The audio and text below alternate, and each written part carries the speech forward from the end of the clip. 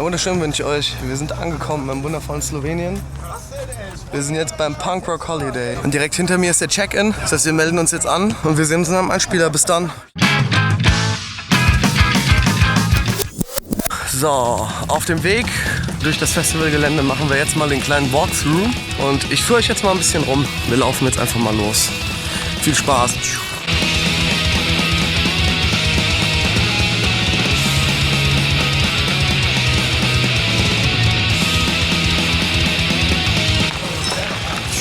So, jetzt sind wir hier an der Waschstation. Und was zum Waschen und so weiter.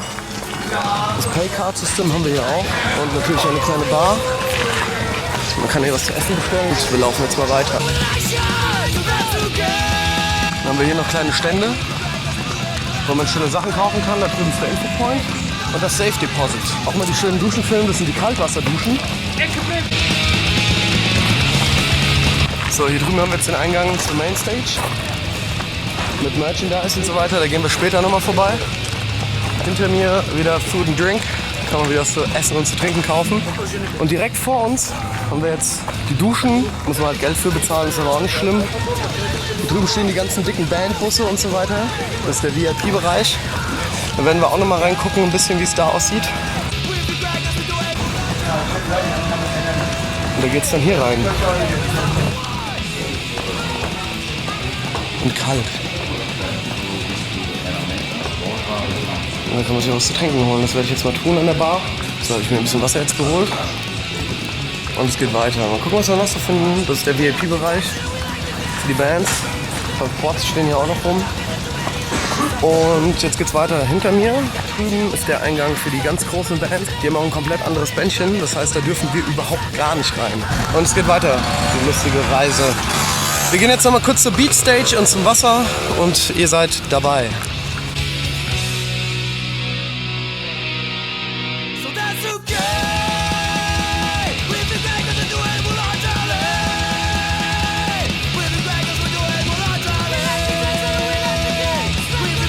Hinter mir befindet sich die Beach Stage.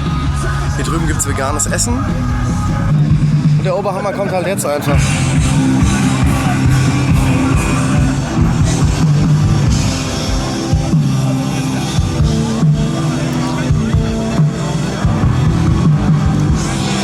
Man kann hier einfach chillen und sich mit dem Stuhl ins Wasser setzen. Es ist halt verdammt kalt, aber es macht schon eine Menge Spaß und eine Menge Gaudi.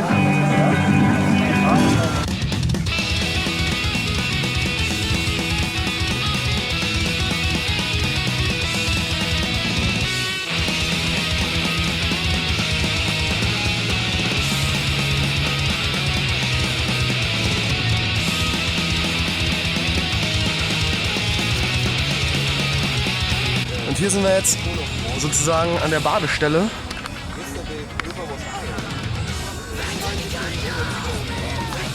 Und ich meine, wer möchte denn in diesem Fluss einfach nicht baden gehen? Ich werde gleich auch noch mal baden gehen.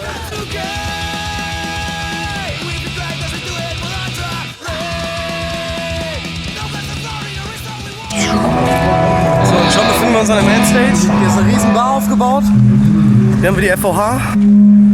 Naja, gibt es noch ein kleines Interview mit dem Veranstalter vom Punkrock Holiday. Hier habe ich gestern sehr lecker Burger gegessen übrigens, da wo der Mats gerade steht. Hier findet eine Live-Übertragung von manchen Konzerten sogar statt ins Internet. Das ist hier auch ein ziemlich cooler Stand. Bei Monster Energy kann man sich die Haare schneiden lassen. Sehr cool, einfach mal im Barbershop hingestellt. Drüben haben wir den Merch von Bands, aber da keine Band gerade spielt, gibt es auch kein Merch. So, und wir sind wieder am Eingang von der Stage. Das heißt für uns, wir gehen jetzt noch lecker was grillen und essen. Und sehen uns später im VIP-Bereich wieder. I'm here with the organizer of the Punkrock Holiday. So first of all, what's your name? What are you doing here? Andre, and I'm drinking. Okay, cool.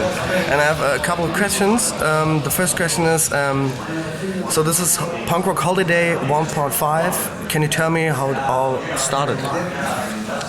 It basically started in 2009 in my hometown. We did like me and Nico, my friend, he was like a president of a student association or something like that, and they had some extra money to do like a festival, a free event in our hometown.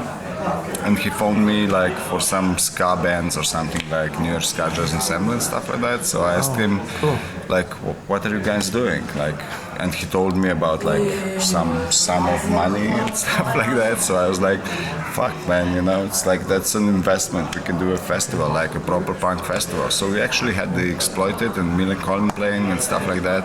We lost all the money. And then in 2010 we did it again. And 2011 we lost the location. Okay. So we like kind of merged with another smaller festival in Slovenia. And tried to do it at their location, and then I got like confirmed NoFX for Ljubljana for a solo show, and it was like a bad timing. They had to move the routing, so the date fell like just like 2 days after our festival. So I was like, hey, what don't we like merge this show with the festival and we did it, and so the location was too small, so we moved it here into this beautiful place where I worked like for like 10 years before on Metal Camp as a stage manager and before on River Splash, so I knew the location very well, so we just moved it here. Okay, cool. That's how it started in 2011. Okay, cool. And the second question is, what's the plans for the next years? This is the biggest year. Is it too big, or will you make any changes? I mean, the plan is just to make the lineup for 2016 as good as it is like every year. So this is the only plan that we got, and to not change anything because we like it, and people like who like it as it is right now. So we don't have any plans to change it. This year, the first year was sold out, so the next year I think like we won't have any 1 day or 2 day tickets, so the whole festival is gonna sold out, because like the growth is like there's like 40% more tickets sold in advance than last year. So I think the next year it's gonna be the same, because like everybody's like super stoked about the festival. So yeah.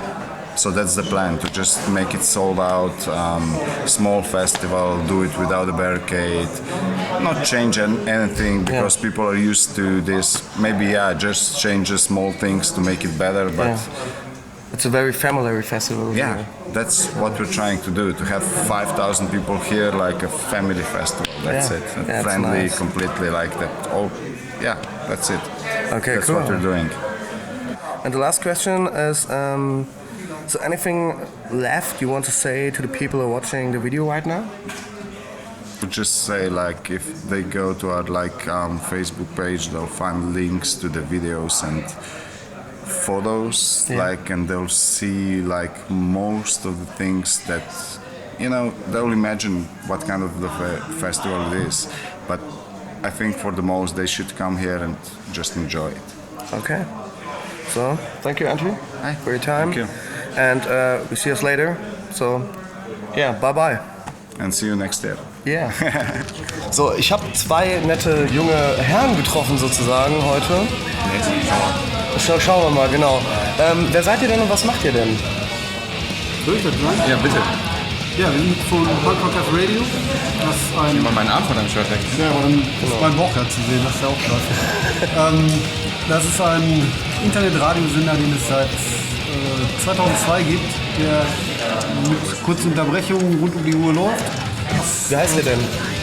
Also ich bin Timo. Stefan. Genau. Und die anderen haben halt ihre eigenen Namen, das ist dann lose auch von Bekloppten, würde ich sagen. Genau, es ist ein komplettes DIY-Ding, weil wir unabhängig sind, wir machen keine Werbung oder haben keine Werbung. Wir pumpen da ein bisschen Kohle rein, dass wir die GEMA bezahlt kriegen. Wir wollen uns immer mal spenden, wenn wir mal welche kriegen. Und ein Interview kommt jetzt noch, und zwar Less Than Jay kommt gleich hier an. Ja, das wird großartig. Headliner heute Abend. Seit 1992 die Band eigentlich, also es ist ein fantastischer... Ich liebe diese Band. Ja, ich bin auch sehr gespannt. Ich will mal gucken, ob das jetzt eher so die professionelle oder auch so eine persönliche Schiene wird. Muss man mal gucken, aber... Und wer weiß es nie. Weiß man ja vorher nicht, wenn man Interviews macht, aber generell freuen wir uns da tierisch drauf, dass wir mit denen was machen können. Ja, Genau. und auf jeden Fall eine große Vielleicht an der Stelle noch, Ja. wir haben für das Less Than Jack Interview noch so eine Kooperation mit einem belgischen Fanzine. Das ist der Jonah, der ist jetzt gerade nicht da, der bereitet sich glaube ich gerade vor. Genau. Der wird halt hauptsächlich die Fragen stellen, aber es finde ich halt auch immer total geil, dass wir das irgendwie mit mehreren Das Leuten zusammen machen. hat sich halt heute ergeben, wie sich hier auf dem Festival so einige Sachen ergeben haben. Genauso wie ich jetzt auch dabei bin und auch dabei sein darf. Das ist, es treffen sich nette Leute und quatschen und da ergeben sich lustige Dinge. Genau. Also wenn ihr das Punkrockers Radio unterstützen wollt, ist es alles unten in der Beschreibung. Auch der Jonas in der Beschreibung unten, Less Than Jakes in der Beschreibung unten. Und jetzt viel Spaß beim Interview, würde ich sagen. Ja, würde ich sagen. Schaltet ein. Genau, bis dann. Okay, here we go. Hello there, punk rockers. Here I'm back with Less Than Jake at Punk Rock Holiday Slovenia. Once again, much of love to punkrockersradio.de and be sure to check out In-Sane as well. Let's get these interviews started. Do it. Hello Chris, hello Vinny. Hello. First question is, what is the method you use for song and songwriting? Do you write the lyrics first and then the music, or first the music and then the lyrics? Well, it all depends on the song, because what happens, Chris will be, over the next few months, he'll, go, oh yeah, here's this riff that he's been working on, he'll start to form it and have a melody, and sometimes I put lyrics to that melody, and then there's other times that there's a song that I have lyrics for that I sort of bring in and go, I think that, this form here makes sense, and someone grabs it, Raj, Chris, JR, and sort of forms it to it. So I think that writing songs for Less Than Jake, there's 4 or 5 different ways for it to happen. A lot of it's just like this really moment of inspiration, this sort of lightning strikes, and we start to form it, and then we go back and tighten it up, and second verses and bridges and things like that. But the original form of it is many different ways. This is a weird question. One of our readers sent it in. Do you pick the time in the morning to pick up matching socks, or are you a free spiritual mismatcher? So, ein letztes Mal melde ich mich nun. Wir sind auf der Rückfahrt gerade und es sind immer noch überall Berge. Als Feedback von mir aus kann man nur sagen, ich kann jedem wärmstens zu empfehlen, mal aufs Punk Rock Holiday zu gehen. Ihr habt die Bilder jetzt schon gesehen und wir sehen uns im nächsten Video. Deswegen, ihr findet auf der anderen Seite drüben logischerweise noch ein Video von letzter Woche. Und lasst doch mal ein Abo da, einen Daumen oben und ja, schreibt einen Kommentar, ob es euch gefallen hat und ob ihr mal unbedingt aufs Punk Rock Holiday wollt. Soweit, lasst es euch gut gehen, bis dann.